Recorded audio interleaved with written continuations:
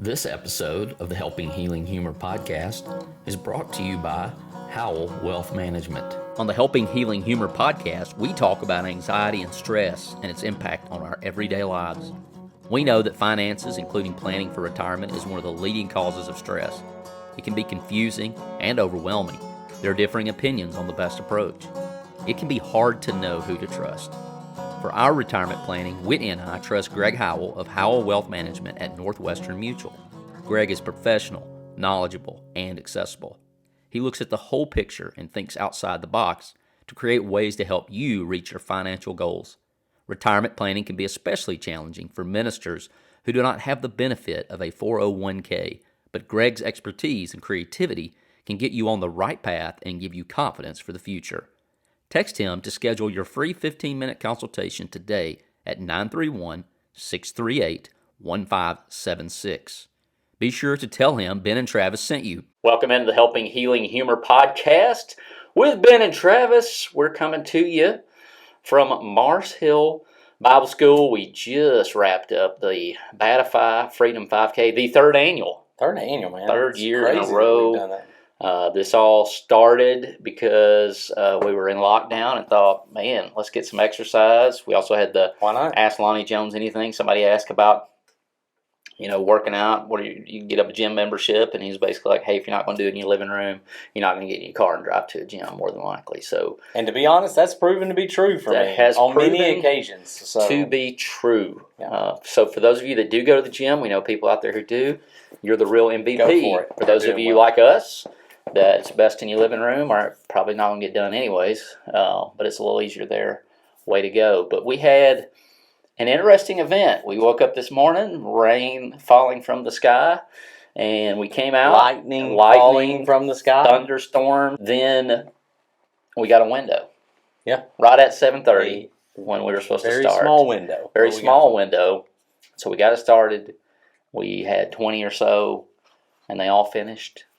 It was great. It was a wonderful event. Raised some money for St. Jude. Have no idea how much just yet. But, man, we just can't be thankful enough for Transform, CYC, Heritage Christian University, Karen Mann. Those were all our title level sponsors, our red, white, and blue sponsors. And then, of course, we had Run to the Cross that donated the clock. And great donation to the cause. And, man, we just had a ton of people, and on the back of the t-shirt, maybe I need to have you turn around and look. Studio 23 gave us our bags for our goodie bags. They're amazing people. We got Chick-fil-A meal cards, all that fun, good stuff. Yep, we had. We couldn't do it without them. Mars Hill allowed us to run on their campus. Mars Hill Church of Christ allowed us to run on their campus.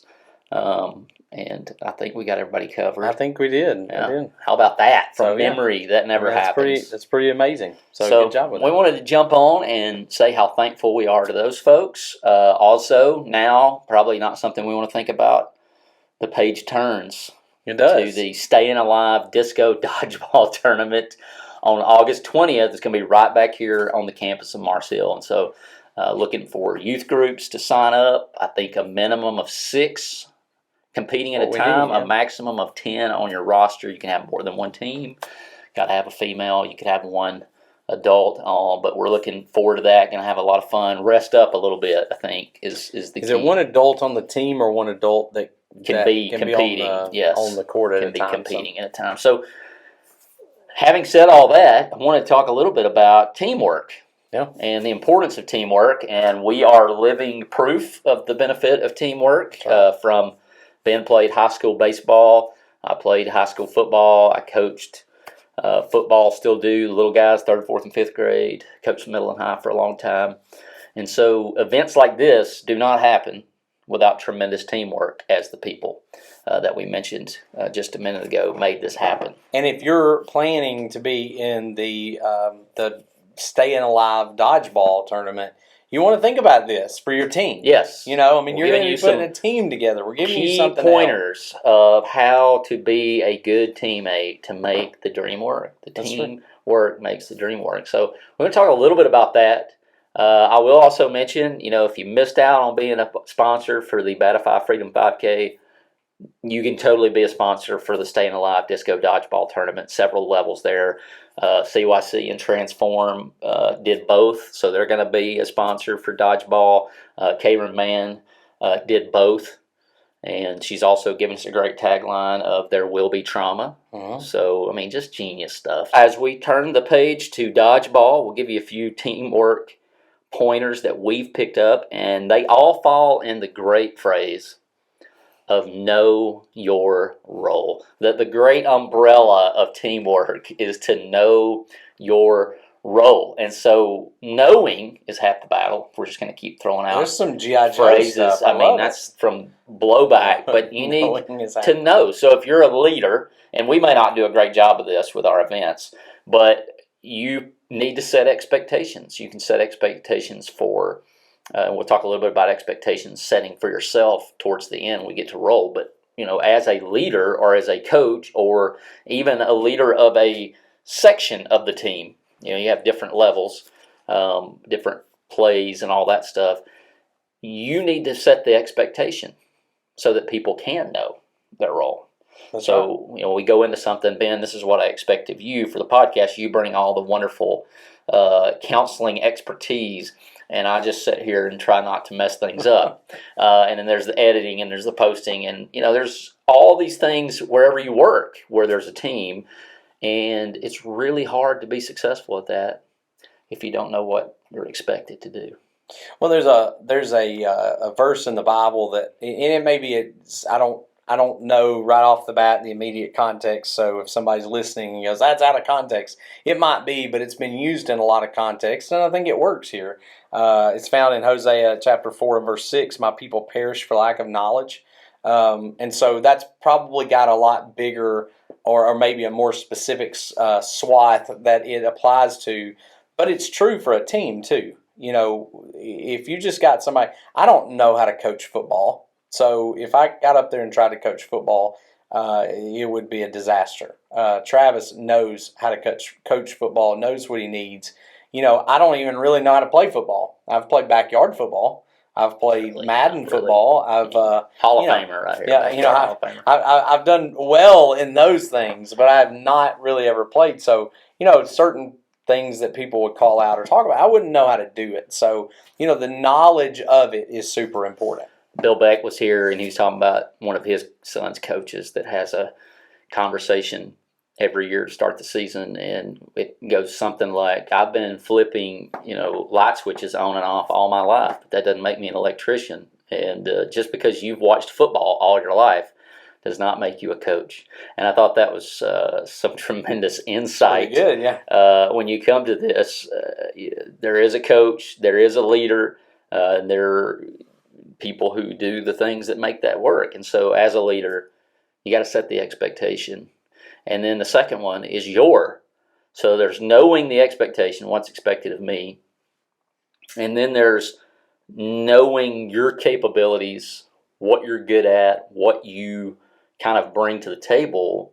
But then there's also the kind of stretching yourself and being open, which I think is the kind of the last point. But talk a little bit about knowing what you're comfortable with and knowing to push that as well and when. Well, there's a couple of things, and this might go back a little bit on the last point, but just to hit on it, I thought about it and then I forgot about it. But the idea of expectation versus reality.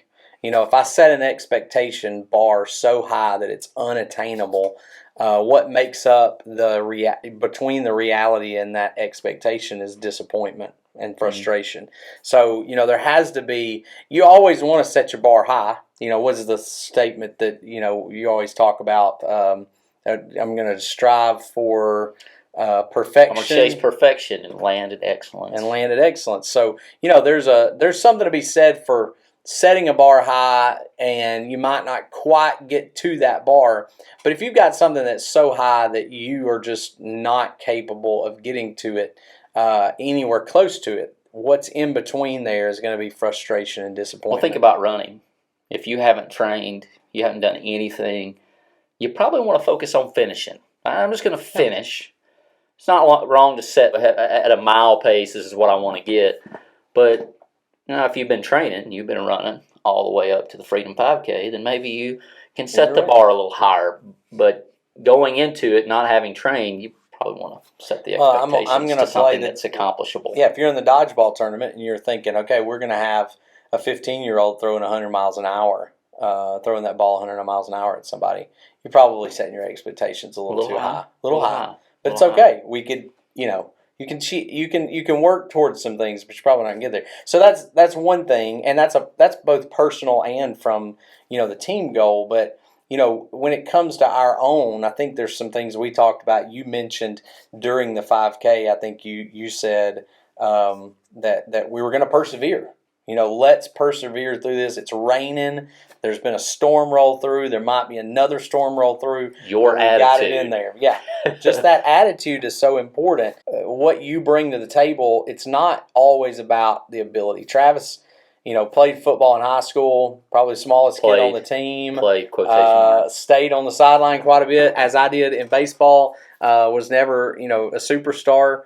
But I think we both had the attitude on our teams is we're going to do what the team requires for us to do. Team first. Yeah, and we're just going to put everything we've got into it. There's the passage in Romans 12 that says, as much as lies within you, live at peace with all people. There's places that talk about, throughout the New Testament, just encouraging us to use those gifts that we've been given, to put everything into what we have into the work.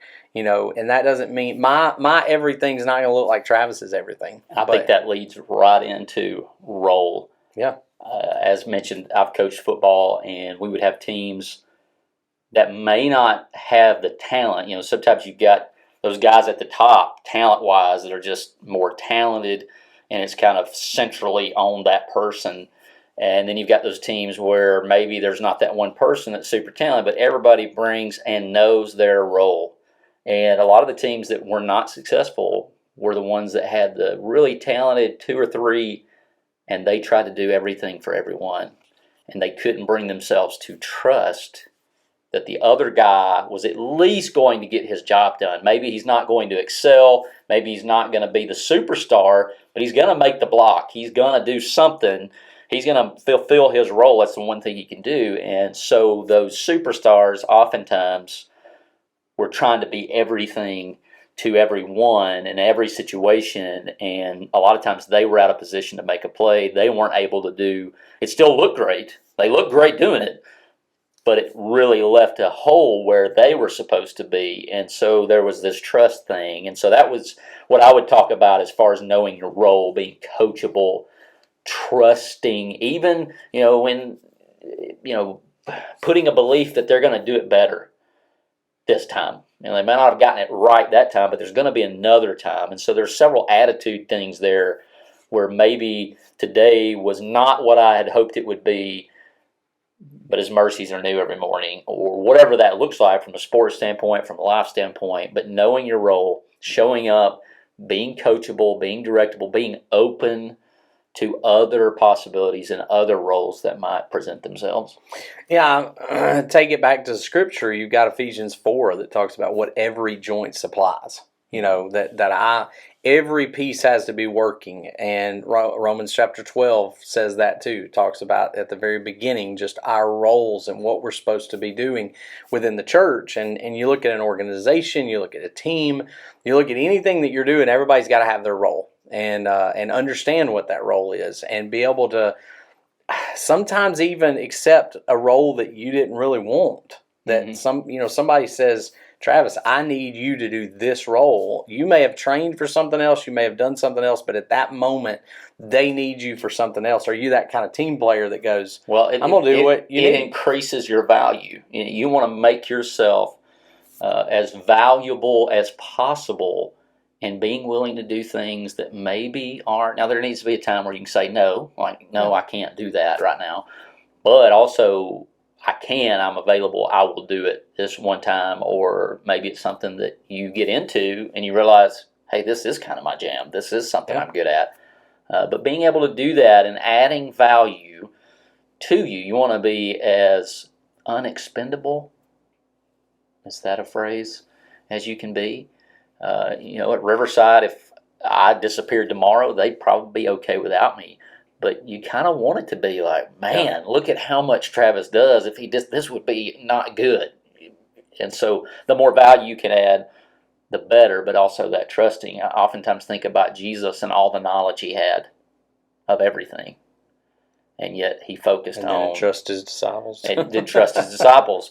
And he focused on what he was here for. And that shows up in The Chosen. I don't know if y'all have seen the episode about where the water bubbles up, and they kind of have that conversation of, they realize that Jesus probably knows why it bubbles up, but he's like, someone else will figure that out one day. Like, that's not what's important right now. Yeah. My role is very different. And so I think about that sometimes, and maybe that's something that keeps me up at night thinking about it. But, you've coached enough football. What are the most, I guess, wanting to be attained roles on a football team? Like, what are the ones that everybody wants to do? Well, everybody wants to carry the ball. Right. Everybody wants to carry the ball. And I made an effort to try and make that happen for our offensive linemen who played all 4 years. We really try to figure out some way to get the ball in their hands. But then a lot of those guys figure out that I really don't want the ball in my hands. The little kids that I coach, everybody gets to play every position. It's hilarious how many of them by mid-season are like, Coach, I'm okay not playing quarterback today. But it's great because they get the opportunity. They get to try it. But everybody kind of wants that glory moment until they realize what all goes into that, the pressure that comes with it. And what's the least glorified position on the field? On the field? Are we talking sidelines? We're talking about from fan well, standpoint. From a fan standpoint, you don't hear an offensive lineman's name unless something bad has happened. Yeah. It's not happening. If you hear outside of starting lineups, you hear the center, the guard, the tackles names, something has gone wrong. Something is not good. It's usually a penalty or something. So from that standpoint, you think about what's the most important roles, and every role is important, but you've got this role that nobody ever hears their name, but they're the guys who are... If you ain't got those, it don't matter how good the quarterback is. What do you do? He's picking himself. How many times do we complain about quarterbacks, and then we, people who know go, no, that's the offensive line. Well, Alabama this year. If Alabama, and they've got talented linemen, I'm not bashing any of them, but if they would have had just a little more from that group, there's probably another trophy in Tuscaloosa. And Georgia's a great team, not taking anything away from them, but that was a major issue. You had a Heisman Trophy, winning quarterback. Yeah. But the offensive line, if there's nobody up there to keep his jersey clean, but you're exactly right. There's a level of humility that goes into knowing your role. And my role may not be glory. My role may be... I was listening to a podcast the other day about the Roman Empire, and that what they claimed, and there's a lot of things that went into the downfall of the Roman Empire itself, and one of them they said was this idea of glory, that everybody wants glory, and that all the leadership, there was a desire. The only way you could attain the gloria of the Roman Empire was by conquering, and so there was no need for them to go to war. There was no need for them to go to war, but they were trying to go to war anyway a lot of times, and ended up losing the empire for more of a dictatorship. Well, there was a story, I don't know if you were in that class with me, with Dr. Massey, but it was one of the first generals of Rome, and he had returned home, and I think it was a turnip. He grew turnips, and he picked one up, and he said, when the purpose of Rome moves away from providing the basic needs of life, then the empire will be in trouble.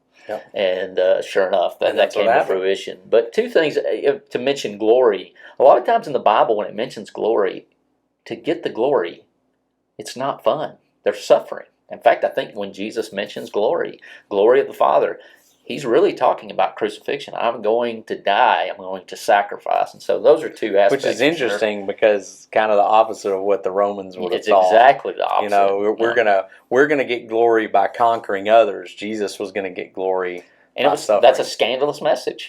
People show up, the Messiah, crucified Messiah, makes zero sense to them in the first century. To us, it obviously means everything, but to them, it wouldn't have been crazy. So if you want to be a good teammate, just know your role. Know your role. So the Gregory Howell and Northwestern Mutual question of the day is Batify Freedom 5K 2022. Give me some of your favorite moments, Ben. I think one of my favorite moments was, some of you may know this and realize this, Nick Berryman last year, right before the 5K, a little bit before it, I can't remember exact date, he had a stroke. And he was actually either in the hospital or in rehab when it happened last year. His wife and daughter came and ran Both. it anyway. They've hit all three every year. Yeah, and so they were here for it. And they came back this year and brought him with them. And he rode a scooter till it got to some hills that it didn't like and it died on him. And but he was able to do most of it. And they did all of it, pushing a stroller. And it was an amazing thing just to see them show cool. up. It's about showing up. You know, they showed up to support. They showed up to help themselves in some level, but I think more to support St. Jude. And we're just encouragement, 100%. They hit that. Yeah. They're the superstar of encouragement. I think mine is all of the rain songs, which some of those were on purpose, but then the race finished with "Bless the Rains" down in Africa. So shout out to Will Mahan fulfilling the Africa part of that song, and we're thankful for the rain because we hadn't had rain. So I'm not complaining. Yeah. The farmers are probably all rejoicing. We're rejoicing with them because without them, we don't eat. And it was cool. The runners were not burning up hot when they crossed the finish line. Some of them were, you could tell, had put a lot of strain in. Had some super fast guys. And we totally did not play TNT Thunderstruck. We did cut it off because we started to, but don't want to tempt the fates. Not that we believe in that stuff. But anyways, man, it's been a great Batify Freedom 5K. Absolutely. 3rd annual. Looking forward to the 4th, but let's do a little dodgeball in a month. Let's do it.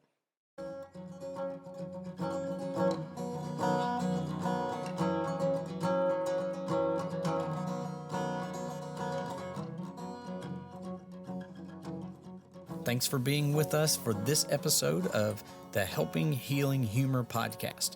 Be sure to download our free ebook, 28 Days of Focused Living, at benandtravis.com and receive all of our Helping Healing and Humor extra content directly in your inbox. We look forward to having you join us at the same Ben and Travis time, same Ben and Travis channel.